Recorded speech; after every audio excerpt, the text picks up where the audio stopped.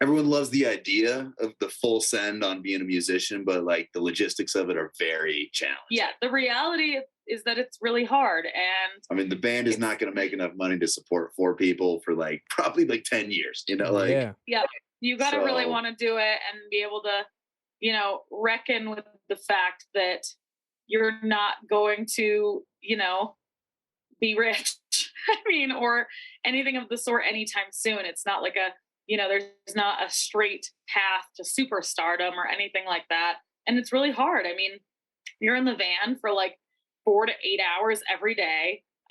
You're not getting a lot of sleep. You're sleeping on couches and floors and somebody's grandmother's weird guest room with 400 dolls in it or something. Like, you're doing some crazy stuff.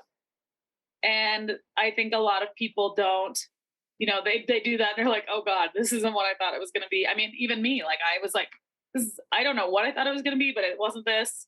Yeah. You just have to really want it. It is, yeah. Some people may not know, but it sounds like you two, especially, you're just going all in. And yeah, it's sometimes hard to keep an ensemble together, a group together, because, it's just a grind from the get-go, and you got to give your whole life to it.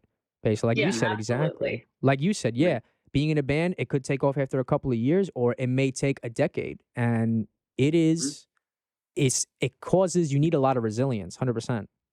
Oh yeah. Yes. 100%. Absolutely. And that's going back to my hamstring metaphor. Like, we had the band, and that was Dash. We tried to tour, sprint out, get it all done.